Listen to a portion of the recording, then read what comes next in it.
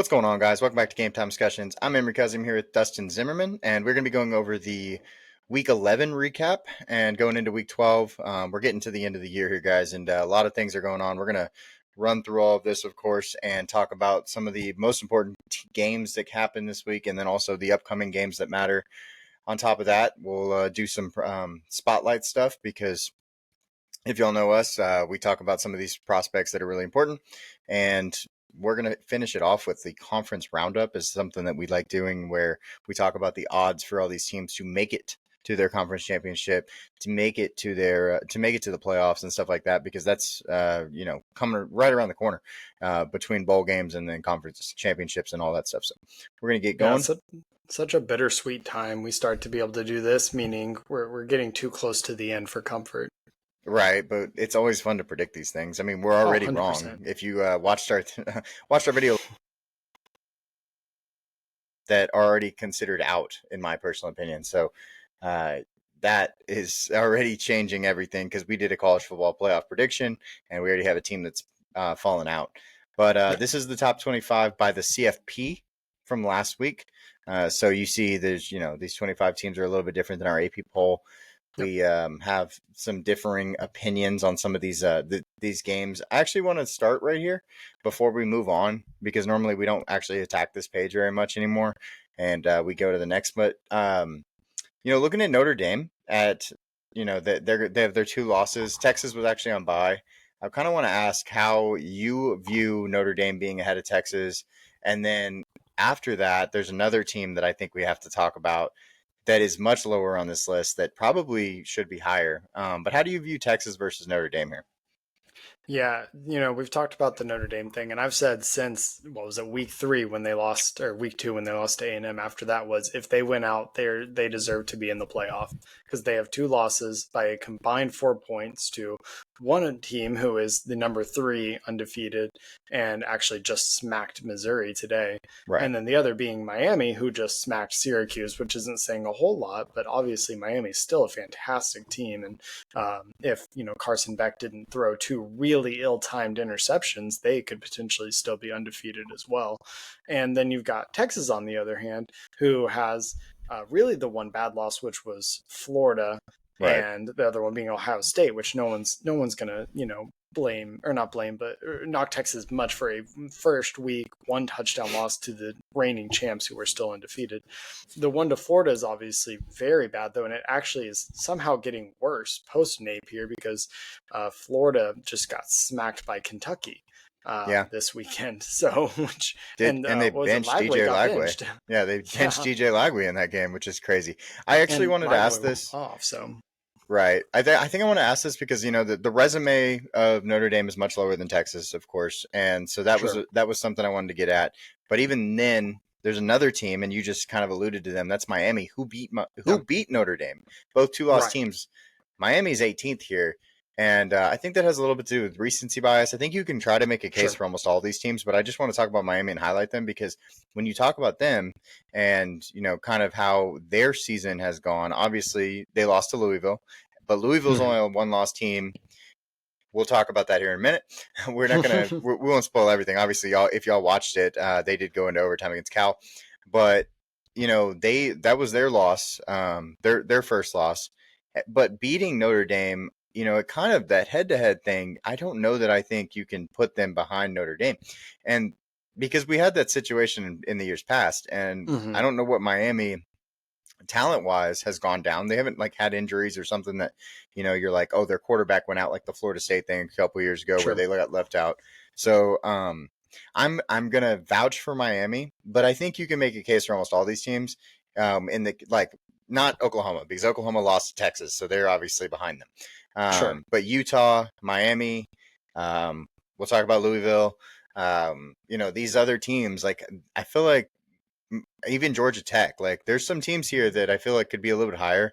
Of course, the College Football Playoff Committee takes everything into their own thoughts and they have their own system. But is it better to have a large voting scale? Or is it okay to have this I don't even know how big the team is anymore. Actually, I think it got bigger this year on the College Football Playoff Committee. you know? Yeah, it's like 12 or 13 or something like that. You know, I think the my conspiracy on this is the committee is a bunch of college football pundits, whether that be one big issue I have with it is they have currently active like ADs and stuff, which there's got to be some level of conflict of interest, but that's besides the point. There are all these people on social media who have the BCS rankings that they simulate. Obviously, the BCS is no longer a thing and hasn't been for over 10 years, but they use them, and the CFP is extremely similar through the first like 18 teams to the BCS, and then down at the bottom it gets a little bit weird. So I mean, we're talking about these people who are pundits and whatnot, but they're also all people I don't expect to actually be watching every game. We're not talking about the 30-year-old who's got 5 TVs set up in their media room and whatnot. We're talking about people who are in their 50s, 60s, 70s, and there's just no way that that's even possible just brain power wise. There's so much that goes into that. I truly think they're more of just a face than anything, and it's based off metrics like strength of record, things like the BCS that they just don't reveal so much. Right. And I think it's a lot less of human error. Sure. I just fight the Miami thing because of the fact that they literally lost the head-to-head, and we made such a big deal about head-to-heads when Texas got in a couple years ago. And so that was my only thing. I don't actually think Miami deserves to be in. That's not where I'm going with this. But I just want to talk about like the opportunity when you look at these like standings and how you can argue your team versus another. My team's Florida State. We've won 3 games. We got the crap beat out of us by Clemson. Don't get me wrong. We're nowhere near. So I get to criticize all these teams from afar, basically. And I just think Miami deserves a little bit more credit. And if Miami deserves more credit, then Louisville deserves more credit. You know what I mean? Kind of thing. And like everybody, you know, if you're looking at it in that way, Notre Dame did lose to Miami, who now has 2 losses. So I just wanted to put that out there for my own sake, I guess. Just kind of have a quick talking point. The one thing I'll finish my point on that is with college football especially, I don't think every loss is equal. I do, especially like Notre Dame and Miami is probably the best example I could think of for this, in that the Notre Dame game was CJ Carr's first ever start against Carson Beck, who's been starting for 3 years now, and extremely talented team over there. Obviously Notre Dame has their running backs, their defense, blah blah blah, but I think Notre Dame has grown more over the season than Miami has, hence why Notre Dame is smacking everyone they play versus Miami's now faltered twice after starting much hotter. And I think at the end of the day, we need to ask, is the point of the college football playoff to decide who is the best team all year, top to bottom, no matter what, or who is the absolute best team by the end of the year? And those are just 2 different questions. And I'm honestly not sure there's a way to answer that fairly, because you could have a team who drops 3 in a row at the beginning and then gets extremely hot for whatever reason. Which is why in like professional, like baseball, for instance, a lot of times they just say, or like in college baseball especially, whoever the hottest team is, that's who's going to win, even if they weren't even close to the best team all year. I get what you're saying. I just wanted to bring it up just for the the case, because absolutely, we've seen it in the past where the scheduling of hard games outside of your conference, like Miami did, has helped teams. So I think, we should probably stick to that, where it should help these teams if they're going to take on some of these harder schools. That's all. But yeah, that was my quick spiel. Not so quick, I guess, 8 minutes in, but let's go over to the next one. It's going to be the Friday game of the week. I told y'all, and I tweeted about it. I said Tulane is going to mess up everybody's favorite group of 5 team, and they go out and they basically beat the crap out of them. Of course, it's 38-32. It looks a lot closer than it was. It was getting closer, obviously, there at the end. But, Tulane is very good. So I'm a big Tulane, Jeff Retzlaff fan, and he finds a way to beat Memphis. He was killing it in the first half. He was like 11 for 12 for like 225 yards. He rushed. I don't even know. I need to actually, while you're doing this, I will pull up his freaking stats because they were awesome. But yeah. You pull those up. All I was going to say, and we talked about this off camera because we spent a lot of time talking about it, is this is one of those games where it wasn't necessarily as close as the score shows. Tulane really controlled this game beginning to end. Memphis did come back at the end. This game was at Memphis, so they had the momentum swing back their way, and they put up a really good fight. But this does feel like almost an elimination game as far as that group of 5 goes. Unfortunately, we're not talking about like a Bama versus Ole Miss here, where one lost, but they're probably both going to make it. Like this probably ends Memphis's playoff odds, unless really weird other things happen. The problem is they're all beating each other now, right? Because Memphis beats USF. UTSA beats Tulane though. Mm-hmm. USF has been smacking everybody else. Just such a weird group of 5 going on. Now North Texas is trying to slide in. Right. And North Texas actually has some pretty solid odds because they don't play all of these big teams. They did lose to USF, of course, 63-36, which is a terrible loss. But they're a 1-loss team, and they don't have to play. I don't believe they play Memphis or Tulane. Now, Tulane is now 7-2 and 4-1 in the American, so they actually still have a chance for their conference. Jeff Retzlaff had 332 passing yards, 3 touchdowns, and then he had 1 rushing touchdown. So he had 4 total touchdowns, no interceptions, no turnovers. So he was, the real reason. The score in the third quarter was 38-17, and then of course they scored 15. That's why it looks closer than it was. But really, Tulane had control of the game the whole time. But yeah, so I think this is an eliminator, like you said, especially because Memphis is going to have such a hard time making it to their own conference championship with their losses. Yeah. So let's go over to the games of the week. But looks like Memphis is done. Yeah. Let's go to the games of the week. Bang. Oregon almost loses to Iowa. Makes a last-second field goal to win that game. It was sloppy, but sometimes you go into a place like Iowa and you play a team that is really good at running the ball and playing defense, and it's sloppy and it's gross, and they make you really sweat because that's the type of team, the old school football that does really well against good football teams, and they play good defense, and they showed, they held them to 18 points. This is an eliminator, actually, also. This makes Iowa not have a chance at the college football playoff because they were a 2-loss team that if they win this game, of course, we're really talking about them as one of the big teams on the rise. But because they do lose, I think they're out. Yeah, I think Iowa has to be out at this point. They came into this one ranked, I believe, 20th. Yeah, 20th in the CFP. Yes, so the committee, for better or worse, like we talked about already, wasn't viewing them very highly. And now, they're completely... or they lose a big one. This would have now had they won this one, we're looking at a huge swing the other way. This probably had one of the biggest turning point capabilities of all these games we're going to talk about. As far as because if Iowa wins, they still have a chance, and they actually boost their resume quite a bit. And then Oregon is now on the outside looking in my opinion. But Oregon stays safe. Which is just, I don't get what happens when teams go to Kinnick Stadium. It's like they just forget the forward pass was in fact invented and everything reverts back 60 years. I do not understand. Sure. But it's everyone. It's literally every team that comes in. It's good defense. It's atmosphere. It's all the things that you love about football, like home stadium football. They have it there. That's just what they do. And that's why they do so well there. It's so strange. It's awesome. The next game is BYU at Texas Tech. Man, this was a slaughter. Texas Tech just put it on them 29-7, and that's actually looks too close in my personal opinion. I stopped watching this game in the end of the third quarter thinking, okay, this is going to be a shutout, whatever. BYU, of course, found a way to score because they're a good team and they don't, shutouts are just really hard to do. But, Texas Tech's defense, they were just killing them. Jacob Rodriguez is an absolute stud. You have, of course, David Bailey and Romello Height off the edge. Like it's tough, man.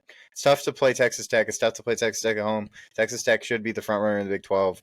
And I don't know what this does for BYU. BYU came in 7th and Tech was 8th. So I'm wondering, on Tuesday where the committee looks at BYU because truly this BYU team, yes, they've won a lot of games against, okay foes. The only real win I think they have is Utah. Otherwise, it's not that great. Iowa State, maybe. So are they a team that could drop behind Texas? And I think they could, even with one loss versus Texas' 2 losses. Yeah, I think BYU got absolutely embarrassed in this one, and I'm surprised you made it to the end of the third quarter. I gave up before halftime. I was in and out. And it wasn't even because Tech was up by a lot at the time. It's just if you watched the game, you went, oh, this game's over. It does not matter if Tech scores again or not. Mm-hmm. The BYU's not going to score more than once, and they didn't. And, it almost felt to me like Tech obviously dominated on both sides of the ball. No doubt about that. They looked good, but it looked more to me like BYU finally got exposed by a team that's better than okay. Like you were mentioning, they've got these okay wins. They finally have to face an actual powerhouse, and this is what happens. And it's almost what I expected to happen was BYU was going to get almost embarrassed, just unable to look proficient in any part of the game. I think the thing that hurts me the most about this is that BYU beat their rival Utah, and rivalry games are weird. And so I hate that that's going to be held against Utah because not if, I believe BYU will lose another game before the year ends. And then Utah is probably still behind them because of the head-to-head. And that just hurts me because I think that they should be ahead of them, obviously. But it is what it is. So let's go over to the Texas A&M game. Of course, Dustin is very, very excited about his Aggies, 9-0, 6-0 in SEC. Obviously, we talked about Missouri. They're playing on their third-string quarterback, Matt Zollers. Yeah. He had, he couldn't do anything basically tonight. Cassius Howe had another sack. One of everybody's favorite offensive linemen this year is Caden Green, the left tackle for Missouri. But he's going to play guard. If you watch the play, that is why he's going to play guard. He cannot keep up with elite talent like Cassius Howe. And Missouri at least had some run game. That was at least good. I don't understand what Eli Drinkowitz drank pregame or halftime or what, because they're Jamal Roberts and Ahmad Hardy, like we've been saying just about every week this year. Jamal Roberts, 17 carries, 110 yards and a touchdown, 6.5 yards per carry. Ahmad Hardy, 13 rushes for 109 yards and 8.4 yards per carry. Both of them. Yeah. I'm not emphasizing because that's an amazing stat line, which it is, yards per carry. It's why on earth are you not running the ball all game? You've got a third stringer who, if you watched the first drive, you knew he could not throw the ball. He wasn't going to do anything against the A&M defense. And you've got the running backs absolutely slaughtering the first and second levels. Why would you not just go, hey, you know what? You're going to turn this way and hand it off this play. You're going to turn that way the next play and just run the ball. I don't. I'm obviously elated that they didn't do that.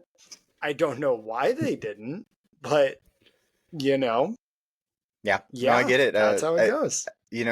Watching the game, and your quarterback has a 17.0 QBR, and your defense is playing well. Like, actually, I thought they were playing pretty good in the first half. Like, you're 14-0 at halftime. Missouri's defense was fantastic. They had A&M at halftime. A&M had 16 rushes for 23 yards. Yeah, but it was a bend don't break in the first half, and they finally broke. And that was, that sometimes that just happens against good football teams. Like, sometimes you just can't stop every big play from happening. But they didn't get any help on their offense based on play calling and things like that until the second half when they decided to run the ball, and they scored 17 points. It was 0 to, if it's, they do that in the first half and it's, they play the same way. It's 38-34. And it's a real game, 100%. But that's not what happened here. So, they've screwed that up. I'm going to give a shout out real quick to Dalton Brooks. He was the one who recovered a fumble, which was stripped out, and he actually caught it in the air and returned it down to the 2, in which case A&M punched it in a few plays later. And then he also ran a 48? Yes, 48 yard fake punt on 4th down. So a guy who... after last week dropping a pick in the end zone, which would have been a huge momentum shift. Obviously, that game worked out well for the team anyways. But in his post-game interview, when they were like, how did you catch that fumble? He's like, I dropped it last week. I wasn't dropping this one. Nice. Hell yeah. They should change his number to 12 after this game now. That's the key, right? But let's go over to the next game. Indiana and at Penn State. Of course, we have to talk about this one. Man, Indiana looked terrible, first off. I mean, let's be honest. Fernando Mendoza, of course, he looked terrible for, I don't know, 95% of the game. Until the last drive, I was like, okay, this dude, like I even tweeted, I was like, hey, like we're about to see if Fernando Mendoza is the QB1 in the class. And then he goes down, he throws 4-5 darts throughout that drive. All over the field, different types of throws, layered, all kinds of stuff. After throwing an interception on a layered throw in the prior sequence on a corner route, which he just was late on. He's got to throw that earlier, basically, in my opinion. But then he makes the final throw to Omar Cooper Jr., who is definitely going to have catch of the year. Oh my gosh, it was beautiful. I mean, I don't know how he got his foot in. Shoot, insane catch. And Omar Cooper is a day 2 guy, if y'all want to know. So we're gonna, big time shout out to that guy. He had a great game with Elijah Surratt out, and they find a way to win this game in stellar fashion. Yeah, that was crazy. When watching it, Indiana got out to a pretty good lead, 20-7. Yeah. And I figured, this is going to be like last week. It was fun for a quarter and a half, and now they're about to win by 40 again. And then I turn and look, and Penn State's got the lead, and I was like, oh my goodness, they're going to pull it off. And then, what was it, 3 straight amazing catches? There was the one on the sideline where his heel comes down before the rest of him hits out of bounds, and then the Omar Cooper catch, and then one other down the middle before that. So the tight end, which just split the safeties. Just an incredible last drive by Fernando Mendoza. And even his QBR for the whole game, he didn't play that well. His QBR ended up at 74.8. He did a good job managing the game. The Penn State and Indy Lions are really good. And they've had their issues this year, of course, but they have so many guys that are going to be NFL players. If they are good on that day, you better be worried, because that means like you're going to get it. They had a game. Stop overlooking Denied into Sutton, please, guys. I would appreciate that. That's ridiculous. No kidding. Dropping him almost out of the top 100 and on the big board, and this man is just a freak. If you have problems with Denied into Sutton, you should have problems with Keldrick Falk. That's all I got to say about that. So, as you know, Penn State almost finds a way to beat Indiana. Indiana does it. It was a great game, great ending. Minute 51. No timeouts. Take it down. Score the touchdown. Win the game for your team. Why not? Hero drive. Heisman moment. Yes. Even if you have a bad game, you can have a Heisman moment. You can have your Heisman moment somehow. Yeah. Let's go over. Saddest game of the day. And our Sicko community will love this, of course. Yeah. Yes. It was the saddest game of the day for us, though. For sure. Because we actually had... Yeah. Yeah, I mean, the rumors is the problem here. We have Luke Fickell, who just doesn't need to be a coach for Wisconsin anymore. No. And he is out coaching Jedd Fisch, because Jedd Fisch said that his wife doesn't like living in Seattle, and he's going to be leaving to one of these other places. I'm sure it could be LSU or, Ole Miss when Lane leaves or stays, Florida, whatever. Florida State. Hey, what's up, Jed? Shout out. But that's what happened here. It really, like, that whole thing turned into this turmoil, and this team could only score 10 points, and it was hard to watch, because I wanted to watch Washington play well. I actually really enjoy watching Washington. I think Damon Williams is great. I think that Denzel Boston's great. Jonah Coleman's great. Like, they are fun to watch, and this was so, like, sicko. This is so sicko. So it was awesome. The rain pouring, the students had their shirts off early because they just assumed they were going to lose by 40. It was fantastic. And then it all just ended in a 13-10 slugfest. And let's not forget, the person with the most passing yards for Wisconsin, yes, I know, dude, is their place kicker. It was amazing. Their place kicker with 24. My God. 1 for 1. Sean West, number 91, shout out, threw for 24 yards. The rest of the quarterbacks threw for 24 combined. Yeah, it's pretty incredible. 6 of 18 for 48 total yards on the game. They rushed for 157, so they had a total of less than 205. I guess they had a total of 205 yards. Like, if you're wanting Sicko, this is it. This is the game to watch, because holy hell, it was awesome. The only points that were scored were in the second quarter and then the third quarter. There were no points scored in the fourth quarter. Nope. Wisconsin comes back from being down 10-3 to win this game. I mean, electric. Honestly, electric. It's just really sad that Washington was the team because we did put them into the playoffs last week. And now their playoff hopes are definitely shot. Just to show how this game ended. Fourth quarter, missed field goal, punt, downs, end of game. That was the drives. Those were how all the possessions ended in the fourth quarter. Jonah Coleman was 5 carries for 2 yards. I think he got injured. Hurt. He did. Boston got hurt too. Denzel Boston was also injured. And he had 8 for 62 and a touchdown. But Jonah Coleman on his 5 carries had 2 yards. Now, I am not as high as the draft community on Jonah Coleman, but Jesus, he's good at football when it comes to college, and he had 2 yards against one of the worst teams in all of college football, in my personal opinion. He had a long run of 3, so he really had 4 carries for -1 yard combined. Incredible. Okay, let's go to the coaching hot seat. Luke Fickell, please. I mean, what is this? We already told. So, what is this? They've already announced he's coming back, so I guess his seat isn't getting hotter anymore. So I had to take him off the getting hotter part, and then he goes and beats Washington. I mean, something to live up to next year, I guess. Houdini of keeping his job. I will say, shout out the Wisconsin students. They're there. I don't know if they just have nothing better to do in Madison or what, but they were out there showing support. There was a surprisingly good field rush at the end of the game. Yeah. Mark Stoops out of Kentucky beats Florida. Big whoop, I guess, but whatever. They are good, but they're not going to start their best player at quarterback, so whatever. Likely done after the year. I completely agree with this.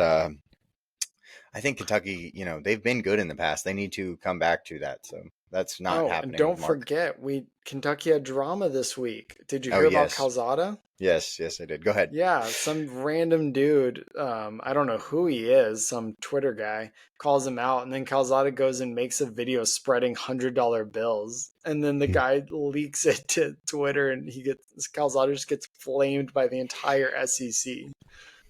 It's fun. It's good stuff. Brother, you've been run off from 2 schools already. You get benched for a redshirt freshman at Kentucky, where they literally just are trying to field a team at this point. And you're doing that? Very Chad Powers-esque over there at Kentucky. Yeah. They're finding their player off the street for sure. Insane. Let's go over to the next one. This is the seats getting even hotter. Jed Fish, I mean, look, your wife can't be saying stuff like this, man. I mean, it is what it is. And it definitely made it. I mean, it made sense. I mean, look at what happened on the field. It looked terrible on the field. When did I text? I texted you and another friend of us. It was either Thursday or Friday. I said, watch impending Washington collapse or something like that. Yeah, and then they lose to Wisconsin because the story comes out. To a Wisconsin team where Sean West was 1 for 1 for 24 yards. Number 91, Sean West. What is going on? I don't know, man. Bill Belichick. On other news, Bill Belichick. Okay. Belichick's got to be gone after this year. Like, I don't see any way he's not. The payout has to be insane. The payout has to be insane. Yeah. That's the problem. I don't even know. What does North Carolina have? None of that stuff's public. Well, yeah, but I mean, like, what does North Carolina have money-wise to pay this man out and still get a good coach? They've got Jordan backing. They're. I don't think they'll ever have. They also have to have the money to buy someone new. Yeah, but again, when Jordan Brand is one of your sponsors, it doesn't matter. But it's also Jordan is a basketball thing. I don't know how much of that rolls over into football. I think obviously most of the grant is probably for all sports, but I'm sure it is based in basketball. So that's my only conversation. Boy, peace on that. You're good. I heard the dogs. They're fine. We're good. It's cool. Let them bark. Yeah. Let them go. But go ahead on Norvell, though. I'll let you just take Norvell. Okay. Ew. Why do you do this to me? Florida State, please get rid of this man. It's funny because I've actually been chanting "get rid of Mike" from before we went undefeated and then lost to Georgia in exciting fashion. Very Sicko-esque of a 63-3 a few years ago. But I've been chanting that because I don't think he can bring a championship to Tallahassee. And it's true. And obviously we're seeing that more and more. But please get rid of this man. Of course, he replaces his whole staff, not himself, over the offseason. And now we're losing every game. We lose to Clemson. Clemson is, of course, much better than their record shows. But, we've lost some terrible games recently. So, yeah. Yep. Yeah. I'm done. Yeah. I'm done. At first when you were saying it, I was like, he's just mad. Y'all had a horrible year last year as a fluky, but no, it's too late. It's over. Yeah. The honeymoon from the Jordan Travis year is gone. Well, the Jordan Travis, Jared Verse, Braden Fisk, all those guys that we had, Keon Coleman, all those guys we had, they put a Band-Aid on why Mike Norvell should not have been in Tallahassee. And now we're just chasing it. And I'm like, God, please stop. Yeah. But he did it once. It's only been 2 years removed. Yeah. Yeah, but it was only because he transferred in everybody. Right. Everybody came from other places. So, yeah, that's where I'm at. But let's talk about a Clemson player as our prospect spotlight. Of course, Avion Terrell needs some love for his game. He had 2 sacks in this game. He is a cornerback, everybody, if y'all didn't know. He plays a little bit of slot, but mostly outside corner. He had 2 sacks in this game. 2 tackles were lost, 1 pass breakup, and 3 tackles. That is really, really good. And the 2 sacks are just incredible for a corner. So I just had to put that out there. Your favorite edge might have 2 sacks on the year. Not yours. Your favorite edge has 10.5 sacks or something like that on the year. My favorite edge is doing pretty great. Yeah. The one that's in Heisman discussions and higher on draft boards is looking at that 2 sacks. Yes. How about Ruben Bain having 2 sacks on the year? And, that's what I'm talking about. Keldrick Falk having 2 sacks on the year. And so there you go. If y'all need some names on guys that have 2 sacks on the year, they're your favorite top 25 players. And Avion Terrell has now 2 of them also. Let's go over Friday games of the week. These got more interesting. And we haven't told you why yet. But Louisville did lose yesterday in double overtime. Regular overtime? I'm sorry. I think it was single overtime. Single overtime. To Cal, and that was at home. So I'm really, really annoyed with them, actually, because if they were playing at Cal, whatever. But Cal coming to them, that's a long trip. Our Atlantic coastal teams from the Pacific are, making the trek every time they come over.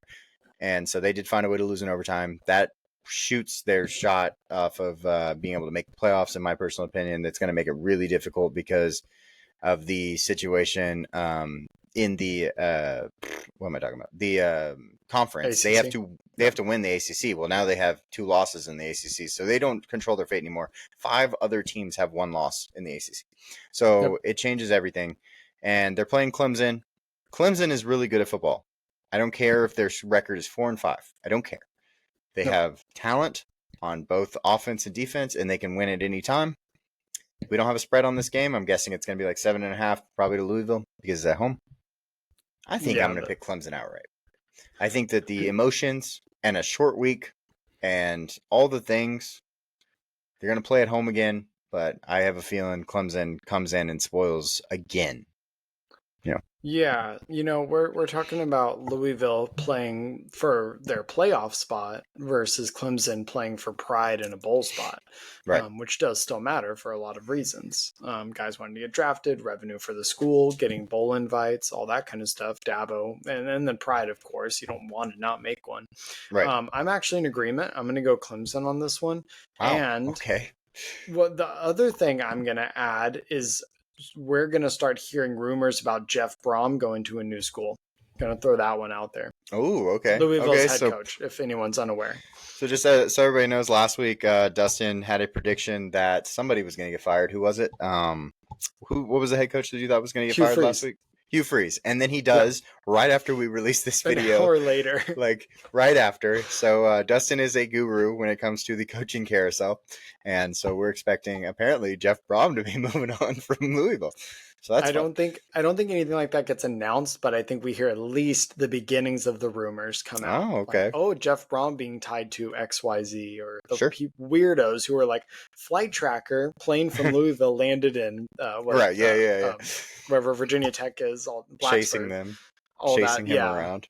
Yeah. No, I love those. Those are all my favorite. Fun fact: some LSU crazed fan said plane went to Lubbock and then came back. So apparently LSU fans, at least some small subset, think Joey McGuire's leaving Tech for LSU. Incredible. Okay, well, let's get back to reality. Clemson. Going with Clemson. Cool. I'm glad we're on the same page here. Minnesota at Oregon. Look, I like Minnesota, but they've had their own issues this year. They lost to Iowa 41-3. Iowa just lost to Oregon. Maybe a little bit of football math, but I just think that there's a difference in level. There are a lot of guys actually that I do like on Minnesota, though. I do love Coy Parrish, a guy for next year's class. Mm-hmm. I like Anthony Smith. It's just Oregon's more talented, and they're going to win. Yeah. However it happens, they're going to win. 2 touchdowns. I think if this game was in Minnesota and we get some weird nighttime row the boat PJ Fleck voodoo going on, it's possible. But I just don't see Minnesota going to Oregon and putting up a fight. I think Oregon wins by at least 3 scores. Sure. I think that it's just really tough to go play there, and also, not have a true offense. Like I don't think they have an offense right now. Exactly. I think they lack an identity. Yeah. Next up, Saturday games. Notre Dame at Pitt. That game is actually super important for the ACC, and then also very important for Notre Dame because if they don't win, they are going to be out of the playoffs. But right now, Pitt is ranked 24th. The CFP comes out on Tuesday. Pitt is a team that has just been on a tear. They have won 5 straight games, not against impressive teams though, and they actually finished the season Notre Dame, Georgia Tech, Miami, and I'm having a hard time believing that they're going to win any of those games. We're starting a rookie freshman quarterback and stuff like that, but they have been killing it. So give me Notre Dame, probably 4 touchdowns is kind of where I'm at, but at the same time, I like Desmond Reed, and there would be some crazy. Pittsburgh is a team that can do crazy things. Coming in, if you asked me 3 weeks ago, I would have agreed 3-4 scores. I actually think this one ends up close. I think Pitt's at home in this one. Notre Dame is fighting. Notre Dame has extreme pressure right now. With the added part of it was just an expectation that they make the playoffs. Nobody expected Pitt to make the playoffs this year. They expected them to be good after how last year went, but not make the playoffs by any means. Sure. And now we've got Pitt who is fighting to somehow end up in the conference championship. They would need a lot to happen there, some luck. But it is possible. Versus, and on the other side of that, okay, they don't make the conference championship at large bid. If they end up with 2 losses and you say, we ended our year beating Notre Dame, Georgia Tech, and Miami, then, it's really hard to say, that team doesn't belong in the playoff. I'm pretty sure at that point, 2 losses, and that's how you end your year, you're in there. So I think this game ends up a lot closer than that. I do think Notre Dame wins, but I'm going by 7. Okay, cool. OU at Alabama. Look, OU's overrated. They should not be 12th overall. These types of things. It is what it is. I think that Alabama is the best team in football currently, just like if you're talking about consistency and talent, other than Ohio State. And I think Alabama beats Oklahoma probably by 2 to 3 touchdowns. But at the same time, the SEC is weird. Very, very weird. And I don't remember what the score of the Alabama LSU game was. 20-9. 20-9? Okay. That still makes me feel good about my prediction. Yeah. So it's kind of where I'm at. I'm completely in agreement.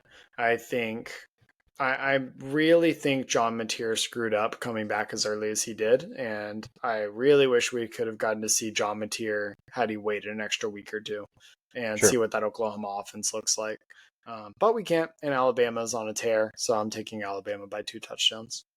Beautiful. Iowa at USC. This is a spoiler alert type of thing. Iowa, of course, we watched them at home. They're really good at home. Away games, I'm actually going to pull up their schedule real quick because I want to see how they do in away games. Just because I think that that's really important. At home, it's one thing when you have the crowd and all the ambiance and all that stuff. But when you go somewhere else, it's always a little different. So let me find them really quick. But USC has been I'll been good. Do the other side of that, USC. Sure. So this is going to be a 2:30 kickoff in Southern California. And if you know anything about Southern California, 2:30 is not a fun time to be out in the sun. And USC already has attendance issues, both them and UCLA, because the stadium's really hard to get to because traffic. Also, if you don't know, in Southern California, in LA, is horrible. So it is extremely difficult for someone to convince themselves to sit in 2 hours of traffic to watch a 4-hour game in the heat. And, you know, USC has somehow found themselves back in the running to make the playoff. They're undefeated at home this year. Their 2 losses are to Illinois by 2 and Notre Dame by 10, both on the road. So I'm going to take USC in this one.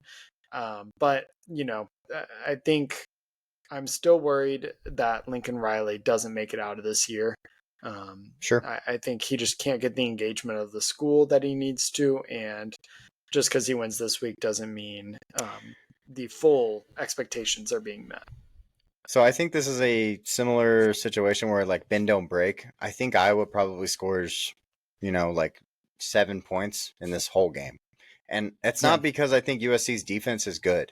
It's because I don't think Iowa's offense can do it unless they're running the ball really well, which truly is one of USC's Achilles heels. They've gotten a little bit better, but so if it's such a weird game, I have such a hard time picking it because if Iowa's offense is running well, they're going to win this game like 21-17, really low scoring. But if it's not, I think USC wins it by 2 to 3 touchdowns. So it's either close Iowa or big win by USC, in my opinion. Yeah. I guess I'll have to take USC because they're at home. It just makes me feel a little bit better about it, but I don't love either side. It's definitely don't bet. It's Gambler Anonymous game of the week. Don't bet this game. It's not one you should get after.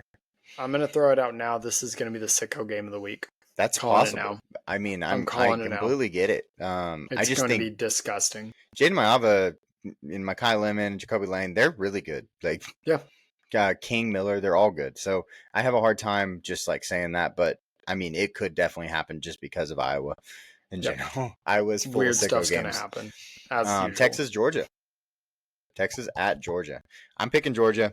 I think it's a close game. I think it's a 3-point game. Defense has been really good for Texas. Actually, Georgia has underperformed, in my personal opinion. They did, of course, beat Mississippi State 41-21 this week, but I just don't know that I can get behind Texas with how bad they played in prior games. I know that they played really well against Oklahoma and they played really well against Vandy, but Vandy almost came back and won the game, or almost came back to win that game possibly. And I think in big games, Georgia beat the brakes off of them last year. Georgia had their absolute number, and that was in Austin. And now we're going to go play in Georgia. And I just can't pick a team that played so poorly this year and then also got just beat down by Georgia last year. I actually think, or you said you think it ends 3-point difference? I think it's super close. I think Texas's defense is really good. Yeah, I think it's one of those, we're going to be in the fourth, midway through the fourth, and Georgia has a 3-point lead, has one of those long, draining drives and scores a touchdown to go up 10, and it looks like a bigger margin than what the game actually was. Sure. And That's Georgia fair. ends up winning by 10 or 11, something like that. But it'd actually just be an absolute battle the whole time. Gotcha. No, I think it's absolutely fair. I think this is a great game. I don't really have a sway of I don't think Texas wins by a lot by any means, but I think if Georgia were to win by a lot, it wouldn't shock me because Texas's offense has been so stagnant at times this year. I don't know that I think that they can just play a good 4 quarters. They might play a really good third quarter. They might play a really good, this portion, that drive. That was a great drive. They got the ball at the plus. Say they get the ball at the 40-yard line going in. It's okay. Then they look great on that drive. Well, of course they do. but I don't know that they can consistently get the ball on their 25-yard line coming out and, walk it down the field against Georgia. And that's my thing. I think Georgia's defense is not nearly as good as they've been in the past. I mean, they gave up 35 points to Ole Miss. Ole Miss has an electric offense with a coach that does insane things with their offense in Lane Kiffin. And Tennessee gave up 41. Joey Aguilar has been one of the best quarterbacks in the SEC this year at scoring points. Defense is not helping him, but I also think there's a situation going on there that's separate. But Joey Aguilar has found ways to score touchdowns. Right. Texas has not done that. Yeah. Texas hasn't done that. And so I just think Georgia can win in a shootout because they have. They won 44-41 against Tennessee. They've won 43-35 against Ole Miss. They can win in a grinded out game, in my opinion. So yeah, only close game that they've had other than Florida is and Tennessee was Alabama at 24-21. They lost. Yep. I think it's the other side because I think Alabama's better than Texas. Obviously, I think Texas is the other side in this game. Yeah, that makes sense. Completely agree. Close calls and upsets. Close calls. Oregon squeaks it by on Iowa. Indiana survives on late heroics like we talked about. And Vandy beats Auburn in OT, which is, poetic because Vandy is finding a way to, give themselves a chance at the college football playoff. I don't think they make it unless some crazy stuff happens, but they are on the bottom edge of it, basically. Yeah, they need a lot of losing above them to they definitely do not control their own destiny, to put it very bluntly. Yeah. Upsets. Wake Forest beats Virginia. We've been waiting for this. We have been waiting for Virginia. Like, it's crazy to ask for a downfall, but Virginia does not deserve to be. What are they ranked right now? I don't even know off the top of my head. What were they ranked last week? Currently ranked 14th. Okay, there it is. Yeah, 14th, right there, guys. They did not deserve that in any means of it, but now they're going to fall. Thank God. Wisconsin beats Washington. Sad day. Great Sicko game. And Cal beats Louisville in overtime. I don't know what that means for their season. Really, we're going to talk about it here in a second when we go over our conference roundup. But we have some other stuff before that. Dustin, do you have anything to say about these three teams before we go on? No, the downfall of the ACC, though, has been wild to watch. Clemson just absolutely is horrible all year. Miami throws away games. SMU just decides in a couple of games they didn't want to show up at all. And then now Virginia and Louisville start to break away. Nope, we're going to blow those two. Georgia Tech? Oh, yeah, same thing. They just decided, we'll just lose by 2 scores in our first loss of the year. And Florida State is the second best team in the ACC for 20 years. And, of course, we're the worst team in the ACC for 2 years in a row with 3 total wins. And no ACC wins, I don't believe. No, wait, no, we had one. We have one. You have one. Yeah. Sad day. Yeah, you're currently 1-5 in conference. Yeah. Okay. I don't even know which game we won because I stopped watching. Fire Mike. They beat Wake Forest actually 42. Oh yeah, that's right. We beat the hell out of them. That's right. And then Wake Forest goes and beats Virginia, who we went to overtime with and lost to. Don't forget, Wake Forest also only lost to Georgia Tech by a point earlier this year because they went for 2. That's overtime. Right. Yeah, that was a great game too. In overtime. Okay, guys, let's go over to the Heisman Hopefuls, and we'll talk about some of these guys. We've narrowed the list down though.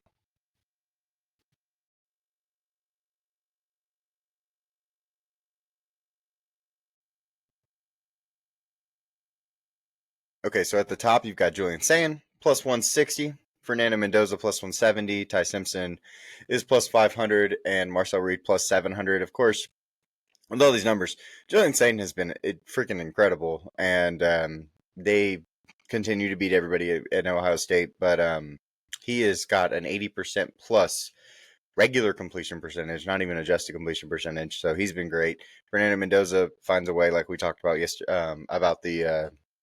he finds a way in that game to win that game at the end, have his Heisman moment, even though he was playing bad. Ty Simpson has just been good. We can't, he might be playing the best at quarterback this year of all the draft eligible guys. And then Marcel Reed, he's getting disrespected. He went down 50 points, and they're still undefeated. So there you go. Yeah, I don't understand the Marcel Reed hate, but oh well. It really seems like the Heisman's just going to come down to who wins the Big Ten championship. It's obviously an individual award, but everyone knows it's voted on as a team award at the end of the day. So whoever wins the Big Ten championship probably takes home the Heisman too. But I don't know how many guys go to New York. Is it just 4 or is it 3? Normally 3. Okay, Big Ten gotcha. is apparently greater than the SEC in the voting eyes of the Heisman. Apparently so. But yeah, okay. Now we're gonna go to our conference roundup. We did this last year. Basically, like I've said in the past, we talk about the record, the conference championship percentage, and the playoff percent. Okay, so we're gonna start off with the ACC. And if you look at the records up there, Virginia and Louisville lost this week. Georgia Tech on bye, and then as we go down, you can see that Duke already is still on this board at 5-4 because they could make the conference championship. 2.3% chance to make the playoffs. Who's the most fascinating team to you on here? I think we should go through a couple. I don't think we need to talk about all of them, but who's your most fascinating? Yeah, I mean the obvious elephant in the room is Duke just being 5-4 and still having a shot and actually having the second best odds to get to the conference championship or win the conference championship, according to ESPN's FPI, which is just crazy the amount of tiebreakers they own at 5-4. They just literally won all the right games, I guess. Yeah. But then the other one would be Pittsburgh, just having a freshman quarterback. No real high expectations this year. People thought, oh, they'll be good after what Eli Holstein did last year. They have Desmond Reed, and then Holstein's pulled and the freshman comes in and they don't lose a beat and actually have looked more explosive, interestingly. They've won games where they were down. So really just impressive job they're doing. Yeah, the team I was going to say was Pittsburgh because of the situation there. And we've talked about it a little bit, but they play Notre Dame, Miami, and Georgia Tech to end the year, which are 3 of the best teams, one being an independent, and then, of course, Miami and Georgia Tech being on here. So it's a very interesting thing for them, but they own their destiny, which is really fun. Duke, of course, they've only lost 1 game in conference. They're 4-1, but they did lose to Illinois, Tulane, and UConn out of conference. Doesn't matter, though. If they win the conference championship, I'd assume they go in. At that point, I guess they have to beat Virginia, North Carolina, and Wake Forest, which isn't impossible because I think Virginia's overrated, obviously, losing in overtime. I'm sorry, playing all those overtime games and then losing to Wake Forest. North Carolina has been terrible, Bill Belichick. And then Wake Forest has been inconsistent, plays good against good teams, bad against bad teams. So they have a chance. I guess my question to you is, who do you think comes out of this conference and gets to that conference championship based on the records and schedules that they have left? Because I think that's an interesting conversation, especially because we can actually see the conference percentages. We know why Pittsburgh is 4.4%. It's because of that gauntlet of a schedule. We understand why Duke is where they're at because they really don't have a hard schedule. So who's your favorite teams to come out of this conference and go to Georgia Tech, which is the obvious answer because they play Boston College and then Pittsburgh. They end their year with Georgia, so even if they lose to Georgia, it won't affect their conference championship odds, because Georgia being out of conference, obviously. The other team I see coming out of it is probably SMU. Okay. I think if Georgia Tech, the ideal way for the ACC to get 2 teams this year is Georgia Tech does win out. They win their next 3, make it to the conference championship. They lose to SMU in the title game, and then the winner gets the automatic qualifier, and then Georgia Tech gets in at an at-large.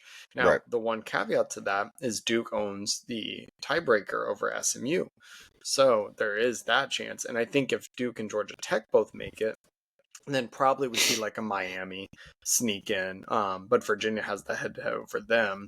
But Miami, what gets really weird is how much is head-to-head important versus the whole body of work, because Miami's had a much better season top to bottom in terms of how they're dominating teams versus Virginia going to overtime a bunch of times. Right. And actually, I want to say that the biggest mover on this whole list, like going from really good odds to really bad odds, is Louisville. Louisville had some really pretty odds yesterday, or before that game yesterday. And now, obviously, at 7-2, not looking as hot. With that being said, though, funny enough, I actually think it's basically who wins the Virginia-Duke game. Obviously, I think Georgia Tech makes it, but Virginia and Duke play each other. So that will give them the tiebreaker basically on all these teams because, like you said, if Duke wins, they're ahead of SMU. SMU, on the other hand, the tiebreaker between them and Virginia, I think Virginia holds it. It's like a fifth tiebreaker. I don't know what it is off the top of my head, but they are currently ahead of them. So I think that's an interesting conversation. It's just basically who wins the Virginia Duke game is in, and then Georgia Tech. Right. It's going to be a lackluster ACC title game, in my opinion, based on who's going to be in it anyways. But I would actually like to see, like you said, find a way to get two ACC teams into the playoffs, and it might be the best way to do that is we see a Duke team win somehow and become the 12 seed in the playoffs. Mm-hmm. So let's go to the Big Ten. Big Ten is really cut and dry. The ACC was really, really, kind of all over the place, but the Big Ten is really easy. Indiana finds a way to win against Penn State, like we said. They have a 99.3% chance of making the playoff. Ohio State, 99.8% chance. So both of those teams are good. They're also undefeated in conference. Indiana has the win over Oregon. It's just kind of two-team race is the idea. Both of these teams at the top have a chance. So really what it comes down to for me on this board is USC and Oregon actually play each other. The winner of that game, is probably the at-large bid that makes it for the Big Ten. Yep. And so we'll see if USC can find a way. They, of course, won yesterday, and Oregon also won yesterday in thrilling fashion, like we talked about before, and on that, that final kick of the game. But I think that Oregon USC is the biggest caveat on this board. Yeah. I mean, Indiana, Ohio State are both check marks. Go ahead and Sharpie them into the bracket wherever you want to put them for now. And then Oregon, USC, I think we see three bids from the Big Ten. And I think, like you said, assuming there aren't any other big upsets, which we've seen Oregon on the ropes a couple times now, and USC's been inconsistent. Say USC does beat Oregon, but then USC drops another one, which Lincoln Riley's been known to do. Big Ten ends up shooting themselves in the foot and potentially dropping one of those bids. And you got Indiana, Ohio State locked in, but if them two can essentially knock each other out in Oregon and USC. Yeah. Also, Michigan's not on here, but they also have a 6.7% chance of making the playoffs. They hold the loss to USC though, so that's why they didn't make this board because they just have such an insignificant, very small chance. Technically, like we said, it's a 3-team race, and we'll see what happens at the end. Or a 3-team race, and we'll see what happens. I will also say Washington played terrible. We've talked about this, but they have the talent to upset a team like Oregon. So I wouldn't be surprised if Oregon, gets through a USC team and then thinks they have an easy road, and then Washington is the team that spoils them, and then we only get 2 Big Ten teams going. The SEC would really like that, I promise. I have to think that if Oregon goes into Washington 10-1 and then loses that one, they'll still be in the playoff, probably at an 11-12 seed. Maybe. I mean, I get what you're saying. As long as they beat USC, you think they're in? Yeah, pretty much. Okay, sure. I don't see a 2-loss Oregon not making it when one of them's to Indiana. Okay. And then Washington, which is going to be a 3-loss team. So I think that's fair. Right. Okay, cool. Well, let's go over to the Big 12. A little bit more controversy than that because the Big Ten is just kind of cut and dry. Texas Tech just beats the brakes off of BYU. They have obviously the best chances. I don't understand BYU's 45.4% chances because there are probably some SEC teams that people would take over this BYU team, and I would not be mad at them. Texas is included in that. Cincinnati at 7-2. Their chances have definitely dwindled. Houston's on here because they're 8-2, but they only have a 0.1% chance of each.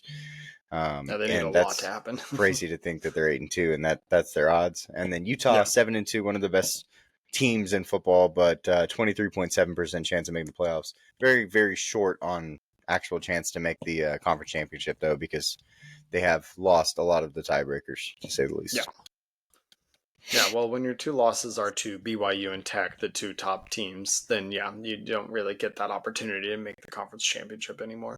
Yeah. Which is really sad because Utah's probably one of the most exciting teams that I've watched this year, just in watching their games. So we need a lot of help, but they'll finish their year with Baylor, Kansas State, and Kansas, so they really don't get an opportunity to boost that resume. They're in essentially just a no-loss situation. They absolutely can't lose another one, but they need a lot of help above them. Yeah, and then the team that's obviously most fascinating is Texas Tech. I actually want to know just how high they can go, basically, in the playoffs, where they can get ranked, because we're going to see them win out. We're probably going to see either A&M or Alabama in the SEC. We're probably going to see, of course, we're going to see Ohio State and Indiana. Does a one-loss Texas Tech team that lost, 7 weeks Arizona ago? State. 7 weeks ago, basically. With their backup QB. Do they jump any of those teams? That's my big question. Like, do they jump to 2 if they win out? And obviously, you're gonna have a loss in the SEC championship and the Big Ten championship. So, can they actually vault themselves that high? Basically, is my biggest question about them. Yeah, I wouldn't be surprised if we see a top 4 and the committee kind of defaults to a de facto conference championship top 4, except for the ACC. Essentially, get probably like the Big Ten loser is the 4 seed. Right. And then let Big Ten, SEC, Big 12 champions be 1, 2, 3, with Tech probably being 3 in that scenario. Nice. Well, I think that would be awesome for Tech. We know they've been good all year. They've been killing it. So the other team that has a chance, obviously, is BYU. BYU, though, I'm not confident that they win out. I'm really not. No. They have to play TCU. Yesterday. Exactly. They have to play TCU. That's at home. But then they have to travel to Cincinnati. Yeah. And I just am not confident that they win both of those games. I think they will drop one of those games. They got dominated pretty much against Texas Tech. Now we're going to see those cracks kind of get bigger in the shield, and I think that they probably lose one more game, which is a big deal, because when they lose that other game, I think it really is like, okay, we can't put them in the playoff, because unless they win the conference, it's going to be really hard to be like, yeah, they can get into the playoff. But Cincinnati, on the other hand, will be a one-loss team, and they will go to the conference championship. I know that right now their conference championship odds are 3.3%, but that's because they play both BYU and TCU and Arizona. They have to win out, but I think they beat BYU, which those odds would obviously shoot up. As long as they don't lose another game, I think they're in. But if they lose both games, Utah is in. If they lose 2 of those 3 games, Utah would be in if they win out. So a lot of stuff still to happen here. But we think Texas Tech's basically a lock. I do not think BYU is a lock. That's my biggest argument here, because they almost have a 20% chance of making the playoffs. So I'm fighting back against that a little bit. Yeah, I honestly don't think BYU makes the playoff. I mean, they came into this week 7, get absolutely smacked by number 8, and I think they probably get smacked again by Gamer Brendan Sorsby and the Bearcats. I wouldn't even be surprised if Josh Huber throws for 350 on him and TCU goes in. Now, I will say BYU is a very good home team, so I don't think they'll lose that TCU game. But just to add to that point, I wouldn't be surprised. And I think a loss to either of them knocks them out of the playoff. Right. And these are just for everybody, these percentages for conference are chances, like opportunities to win the conference. It's not just make the game. So this is win conference percent. So they actually think that BYU has a 20% chance of winning the conference after getting smoked by Texas Tech literally yesterday. They think that they can go and beat a Texas Tech team the second time around. I'll just say that I don't agree, basically. This is why AI can't be fully trusted yet. Right. I mean, but at the same time, of course, it's hard to beat somebody twice, but geez Louise, like when you beat them 29-7 the first time. Yeah, they just got beat down. And it was big brother type of thing, and not close. I think Utah has a better chance against them, to say the least. Yep. I even think Cincinnati probably has a better chance against them. We saw Utah play Tech, and Tech smacked them too. Yeah, I know. That was week 3. It was a long time, or week 4. It was a long time ago. Like I said, I think losses early in the year should not count as much as losses late in the year because you now have a fully developed team. I know, except for non-conference losses. Funny enough, because if you decide to schedule Ohio State on your like schedule, like your Texas, and you lose, I don't think it should hurt you nearly as much as it does. Like I think that it's a good thing. We want good football, right? So yeah, I agree. That's what I'm saying. Schedule the hard games early. Yeah, but I also think Georgia Tech versus Georgia, like, are we going to really fault Georgia Tech for getting beat by Georgia by like 20 points at the end of the year?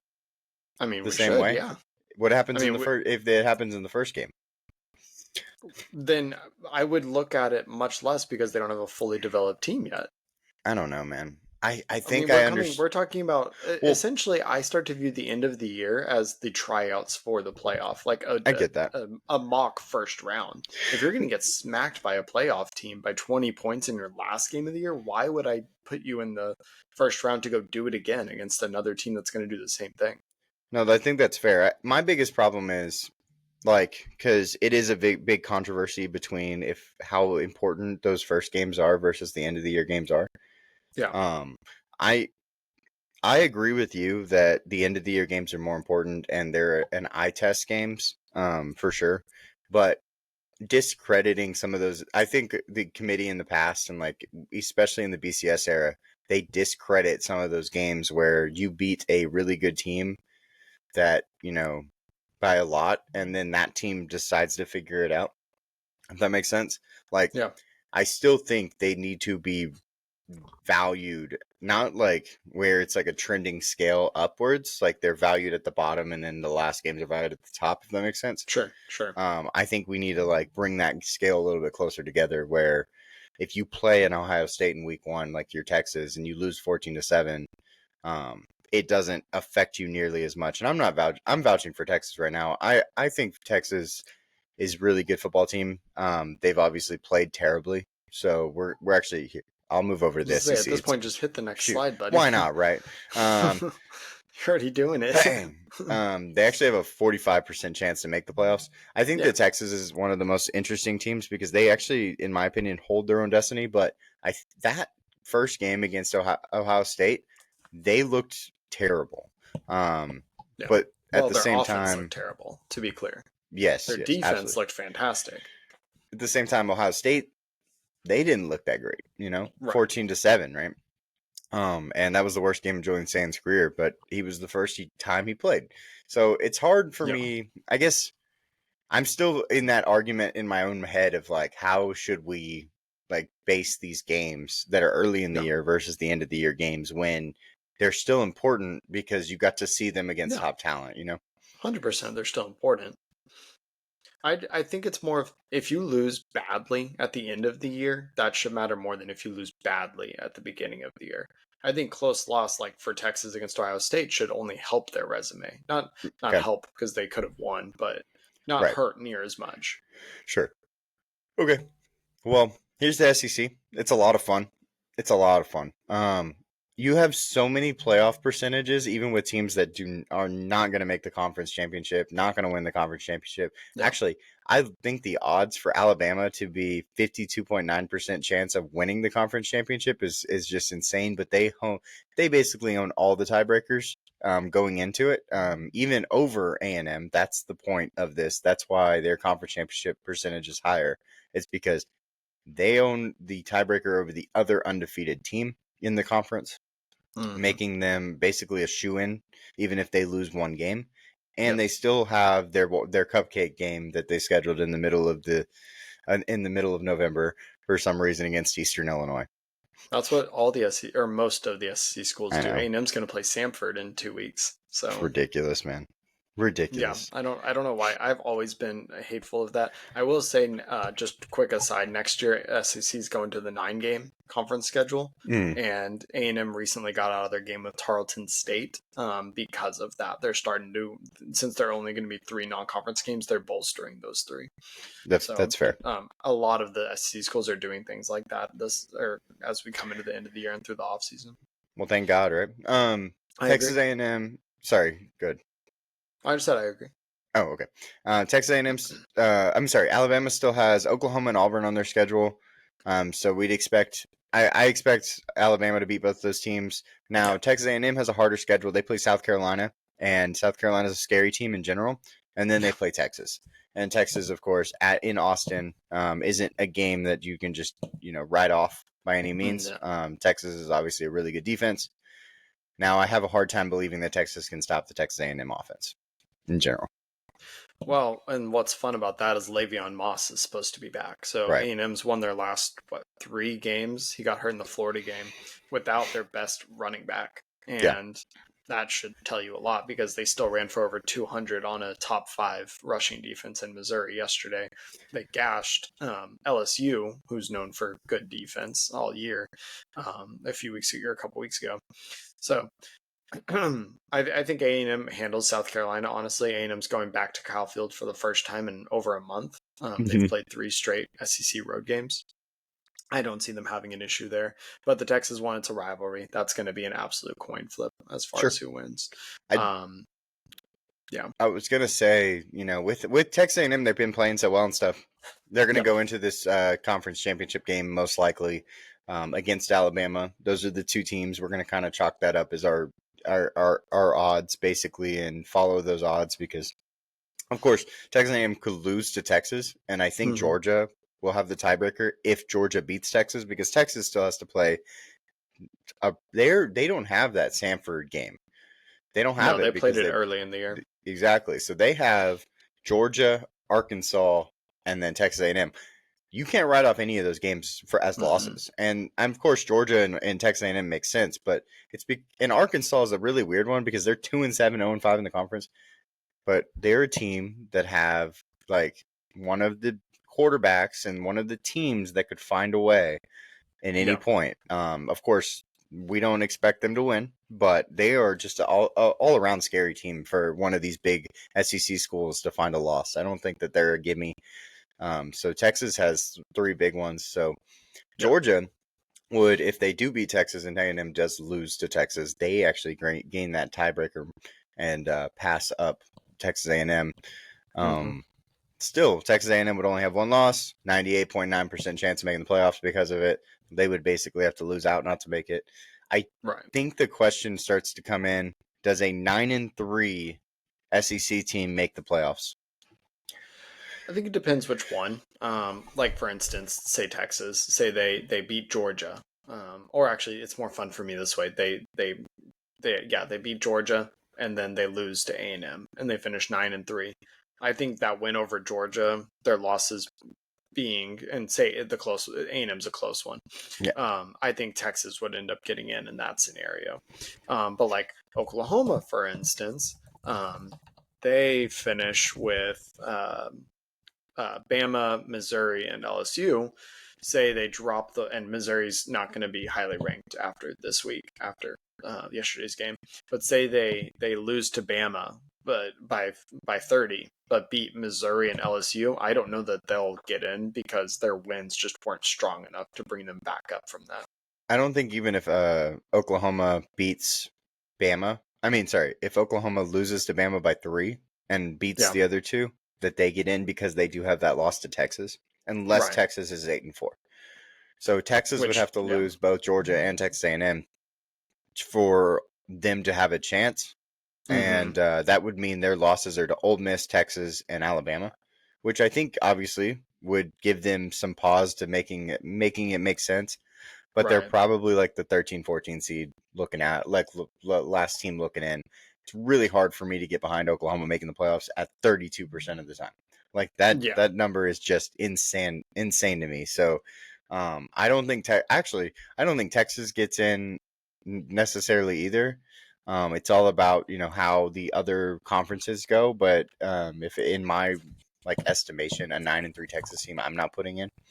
Sure. I get the money though. I get the money part, and so that's a big thing. Like if you're the 6th seed, and Texas is Texas is sitting there at the 11th seed. You're not comfortable having to play that team. No. That's the big thing. And I don't know, who do you think the 6th seed would be based on projections? Well, I said, say we go with my scenario of Big Ten champion, then SEC champion, Big 12 champion, second Big Ten.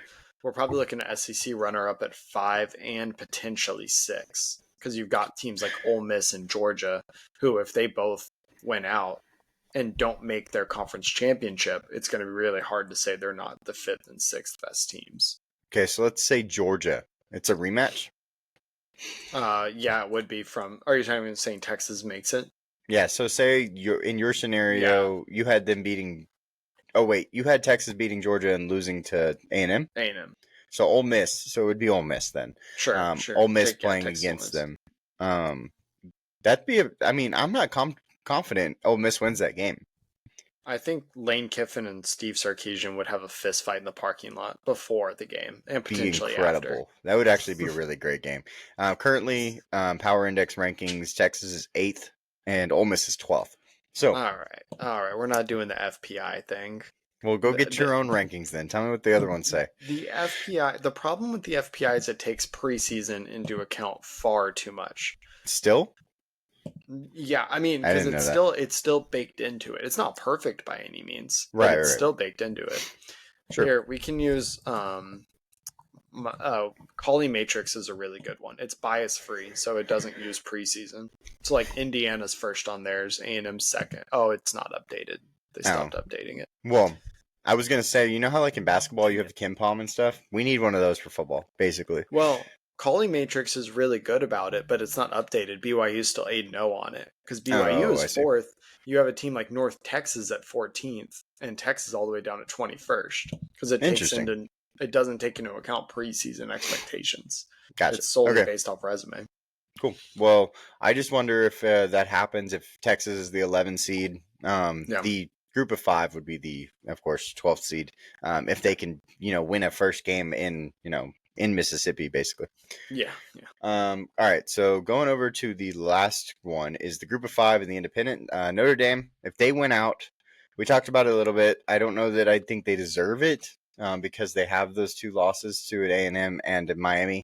This is a really big team of what we were talking about earlier. Do early losses matter more than late, obviously? And kind of talking about how the season progresses and those games are less important. And I guess good on Notre Dame for scheduling them early, but 48.9% chance to make the playoff. That's pretty solid. Actually, I think that's almost what Texas has. So they're literally basically stepping. Yeah. And then of course you have the American, which is South Florida, Tulane, North Texas here. Memphis is falling off because they lose to Tulane and they're a 2-loss team. That's really hard for them to actually make the conference championship. North Texas is going to, I think North Texas should make it. They have 1 loss, and it comes to South Florida. South Florida has the bulk of the tiebreakers. So it kind of comes down to who's second. And the teams that are looking at second right now are your fighting for second is Tulane and the Green Wave there. I mean, and the Mean Green there. Green Wave and Mean Green is a crazy duo there. The Mean Green Wave going up against each other there to find out who's going to be second on the list. Yeah, that was a lot of word salad. Sorry, yeah, I mean, it all kind of went together. Yeah, I mean, it'll figure itself out. They're going to obviously have to hash it out throughout the rest of the regular season and then in the conference championship. My favorite is just James Madison absolutely coasting with like the 120th strength of schedule or whatever theirs is. It's so bad. But they're winning the games they need to win. I mean, that's what it comes down to, right? Is you win the games you have to win and you stay close in the ones you're not expected to. Like with Louisville, they only lost by 14. Mm-hmm. Well, they're winning convincingly. Right. They're not this week. They barely beat Marshall. They actually hurt themselves by not winning by more. They got to get back to 4 touchdown wins. So can't only have 2 scores. Sad day, man. Against Texas State, man. Okay.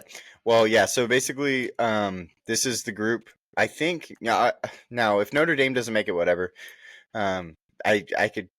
I'm really kind of at the point with Notre Dame where I care less, but they have been dominant, and I get it. But 50%, sure, they go both ways, in my opinion, similar to how the playoff odds kind of project them.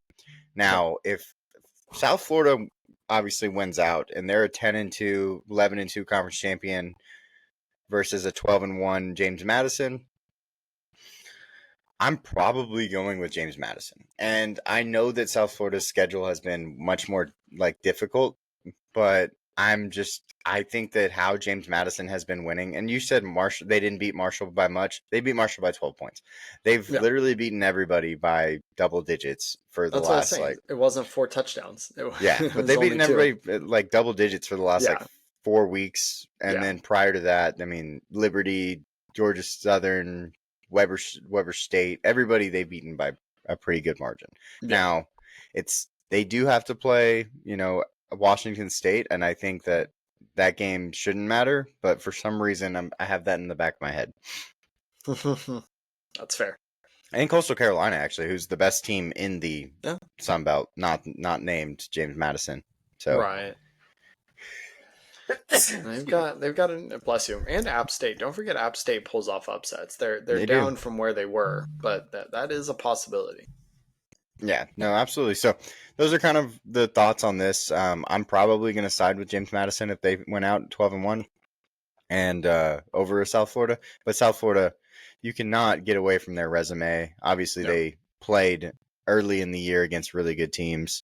And actually, their resume got hurt more than anything because they beat Florida, but Florida's not very good. So they beat Boise State. Boise State's actually been pretty good. They do have the tiebreaker over North Texas, but if they play in the conference championship, it won't matter. Right. They lost to Memphis, 34-31 in a close loss, and then they lost to Miami when Miami was really good. So, it's tough. It's close. But I for some reason, I feel like James Madison deserves it. Yeah. I think we just need to see what margin of victory, too. I mean, if South Florida goes into the conference championship against North Texas and wins by 30 again, I don't know. It's hard to say James Madison would replicate that. That's fair. All right. Let me stop sharing. Whew. This is a good one. We appreciate y'all hanging out with us. Thanks for coming and checking out our first conference roundup. Talk about all these teams and where they're at. And we're going to do our superlative finalists next week. We're going to be talking about all those guys and how they shape out between our gamer of the year. Our Sicko game of the year just got way more interesting because of the Washington-Wisconsin game. Yep. And there's a few other, obviously, awards that we're going to be giving out. So check that out when we get to it. And we appreciate y'all hanging out with us. Like, comment, subscribe. Let us know if there's any other segments or teams you want us to look into their schedule as we dwindle down on the weeks left to see if they even have a chance at the playoffs or where we think they are, that kind of stuff. Sure. Yeah. All right. Well, we'll see you all on the next one. Thank y'all.